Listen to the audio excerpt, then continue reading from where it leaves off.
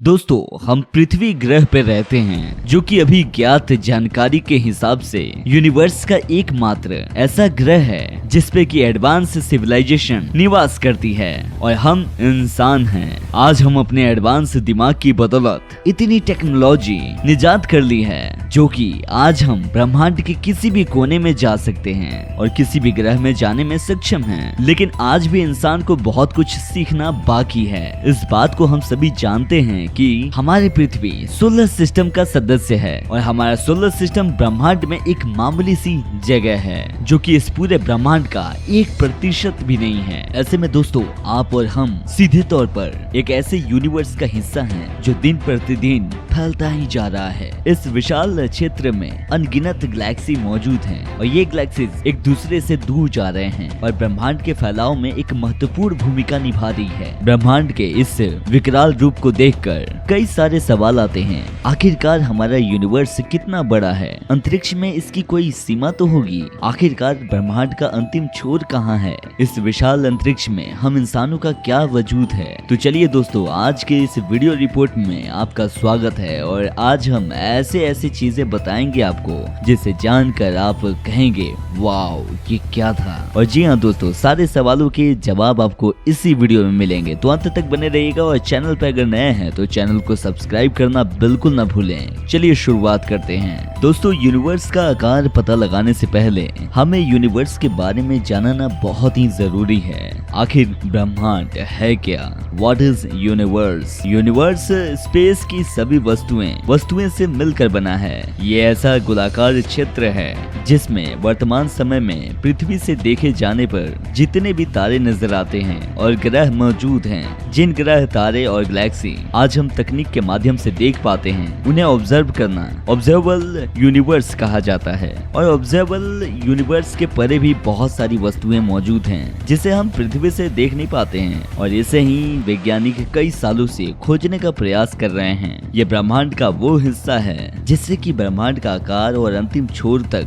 स्पष्ट रूप से जानकारी मिल सकती है। ब्रह्मांड की दूरी और दूर गैलेक्सी के बारे में पता लगाना एस्ट्रोनॉमर्स के लिए हमेशा से ही चुनौतीपूर्ण रहा है, लेकिन एस्ट्रोनॉमर्स सुपरनोवा के चमत्कार से ऐसा करने की कोशिश करते हैं। दरअसल कुछ प्रकार के विस्फोट सितारों में कुछ इस प्रकार होते हैं कि हम उनके चमक के माप से ही पता लगा सकते हैं कि वे हमसे कितने दूर हैं। लेकिन इस तरीके से हर तारों का पता लगाना बहुत ही इम्पॉसिबल है। अंतरिक्ष में how big is the Galaxy? हमारे ब्रह्मांडपन का विशाल अंदाजा लगाने से पहले एक नजर अपनी गैलेक्सी पर डालते हैं। अपनी मिल्की वे गैलेक्सी की बात करें तो हमारी गैलेक्सी 31.5 अरब साल पुरानी है और ये लगभग 52,875 लाइट ईयर्स बड़ी है। लाइट ईयर्स की मतलब कि एक साल में प्रकाश की किरण जितनी दूरी तय करे। आपको बता दें कि प्रकाश यानी कि लाइट की स्पीड एक सेकंड में 3 लाख किलोमीटर से भी ज्यादा होती है। इस हिसाब से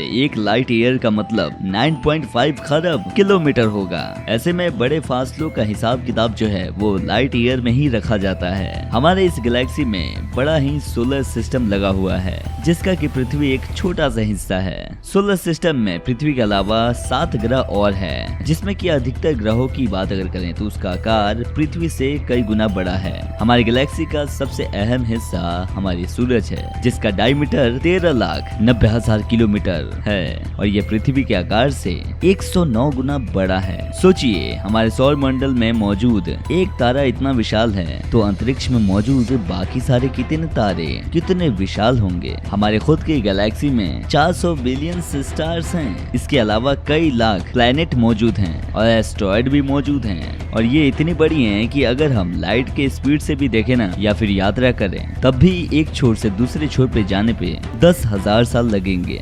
सुनने में काफी बड़ा है, लेकिन हम इसकी तुलना हमारे पड़ोसी एंड्रोमेडा गैलेक्सी से करें तो उसका आकार काफी विशाल है। एंड्रोमेडा गैलेक्सी 2,20,000 बार लाइट चौड़ी है। इसके विपरीत Galaxy IC 1101 4 million light years फैली हुई है। 3 गैलेक्सी के फैलाव की चर्चा से ही पता चलता है कि हम अपना पूरा जीवन भी लगा दें तब भी इनकी यात्रा करना संभव नहीं है। रही बात हमारे ब्रह्मांड को, तो हमारे ऑब्जर्व यूनिवर्स में ऐसी कुल 2 ट्रिलियन गैलेक्सी मौजूद है। साथ ही साथ 300 अरब से ज्यादा सौरमंडल ऐसे हैं जिनके बारे में हमारे पास कोई न कोई जानकारी मौजूद है। वैज्ञानिक मानते हैं कि खुद की गैलेक्सी में 100 अरब से भी ज्यादा सोलर सिस्टम मौजूद हैं। इसके अलावा करोड़ों सौरमंडल ऐसे हैं जिन्हें पता लगाना बाकी है। ऐसे में जरा सोचिए कि पूरे ब्रह्मांड में कितने सोलर सिस्टम मौजूद होंगे। आप चाहकर भी सवाल का कोई भी जवाब आपको नहीं मिल पाएगा। इसीलिए विज्ञान की सभी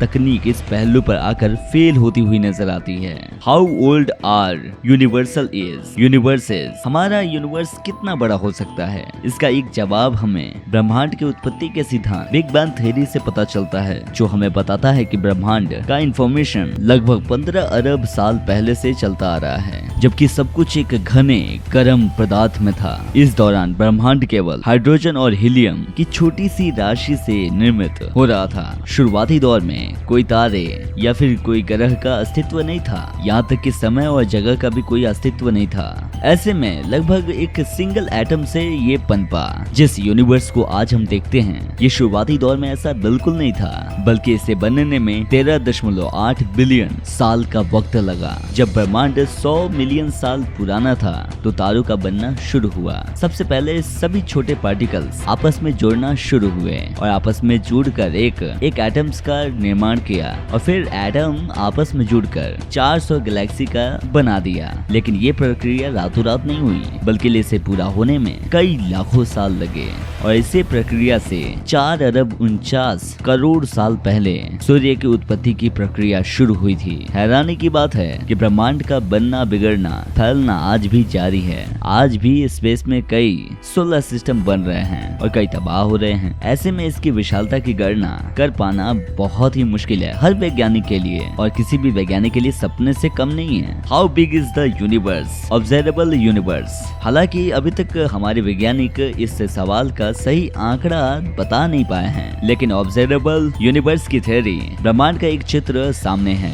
बता दें कि ऑब्जर्वेबल यूनिवर्स का एक रीजन है जिसे कि हम पृथ्वी से या फिर इंसानों द्वारा बनाए गए सैटेलाइट और स्पेस टेलीस्कोप और भी बहुत सारे उपकरण हैं जिसकी मदद से हम देख सकते हैं। लेकिन हमारे केवल यूनिवर्स जो हैं वो ऑब्जर्वेबल यूनिवर्स से ही संबंधित नहीं है। ये हमें अंतरिक्ष के केवल उस हिस्से से जागरूक कराता है जिसका हम इलेक्ट्रोमैग्नेटिक रेडिएशन की मदद से पता लगा पाए हैं। इसके पार हमारा यूनिवर्स कितना बड़ा है इसका हमें कोई भी अंदाजा नहीं है। इतिहास में इंसानों ने इस सवाल का जवाब ढूंढने के लिए कई तकनीकों का इस्तेमाल किया और ये यात्रा आज भी जारी है। 2013 में यूरोपियन स्पेस के एजेंसी ने प्लैनेट स्पेस मिशन में यूनिवर्स के सबसे पुराने प्रकाश एक सटीक मैप बनाया। इस मिशन द्वारा बनाया गया नक्शा कॉस्मेटिक, माइक्रोवेव और उम्र का अध्ययन करके बनाया गया। इससे हमें पता चलता है कि ब्रह्मांड 13.8 अरब साल पुराना है। यानी कि सरल भाषा में अगर बताया जाए तो ये वस्तु जिसे रोशनी को हम तक पहुंचने में 13.8 बिलियन साल लग गए, वो यूनिवर्स की सबसे दूर की वस्तु है जिसे हम देख पाए हैं। लेकिन जैसा कि हमने कहा कि हमारा यूनिवर्स तेज गति से फैल रहा है, ऐसे में जब तक रोशनी हमारे सोलर सिस्टम में पहुंची होगी तब तक यूनिवर्स में मौजूद वो वस्तु काफी आगे पहुंच चुकी होगी। खुशी की बात तो ये है बिग बैंग थ्योरी के गणना के आधार पर वैज्ञानिकों को पता लगा 46.5 बिलियन लाइट ईयर्स दूर पहुंच चुकी है और हमारा ऑब्जर्वर यूनिवर्स ब्रह्मांड 13.8 बिलियन अरब साल पुराना है। ये तो रही यूनिवर्स की बात जिसकी थोड़ी बहुत जानकारी आपको मिली, लेकिन ऑब्जर्वेबल यूनिवर्स की बात करें उसके बारे में जानकारी मिलना बड़ा ही मुश्किल है। हालांकि कई वैज्ञानिकों ने इस बात पर चर्चा की है और लगातार खोज कर रहे हैं और अपने अध्ययन में सीमा के पार का या फिर लगभग अध्ययन किया है। लेकिन कई वैज्ञानिकों का मानना है कि हम यूनिवर्स को इस तरीके से अंदाजा नहीं लगा सकते या फिर ऐसे माप नहीं सकते हैं। हमारे पास इस बात का कोई भी सबूत नहीं है कि यूनिवर्स फिनिट है, क्योंकि ये बढ़ती दर से फैल रहा है। वैज्ञानिकों का मानना है कि जिस यूनिवर्स को हम देख पा रहे हैं ये लाइट की स्पीड से आगे बढ़ता जा रहा है, जिसका एक मतलब ये भी है कि हमारे यूनिवर्स की एजेस भी कहीं न कहीं बढ़ रही है। ऐसे में यूनिवर्स के अंतिम छोर का पता लगाना बेहद ही मुश्किल है। हिस्ट्री ऑफ यूनिवर्स, यूनिवर्स की आकार की पता लगाने का मुहिम सदियों से चली आ रही है। इतिहास में इस पर कई वैज्ञानिक, बहुत सारे वैज्ञानिकों ने काम किया, जिनमें से एक थे हार्लो शेफलर और उनके साथ ही हेबर कर्टिस। शेफले का कहना था कि वो गैलेक्सी करीब 3 लाख लाइट ईयर्स बड़ी है। वहीं हेबर कर्टिस का मानना था कि हमारी गैलेक्सी इतनी बड़ी नहीं है। हार्लो शेफलर इस बात को मानते थे कि ब्रह्मांड में कई सारे गैलेक्सी मौजूद हैं, जिनके बारे में हम जान के ही ब्रह्मांड के सही आकार के बारे में जान सकते हैं। जबकि कर्टिस के इस जहन में इस बात को लेकर अलग ही विचार थे। उनका मानना था कि हमारी गैलेक्सी सिर्फ 30,000 लाइट ईयर्स ही बड़ी है। वहीं कुछ वैज्ञानिकों का एक राय है कि हमारी अगर गैलेक्सी की बात करेंगे तो लगभग 1 लाख से कुछ ज्यादा लाइट ईयर्स हो सकती हैं। और ब्रह्मांड के आकार के बारे में अगर बात किया जाए तो कुछ भी कहना बड़ा ही इम्पॉसिबल होगा। The shape of the universe, universe का आकार उसकी प्राकृतिक पर काफी हद तक निर्भर करता है।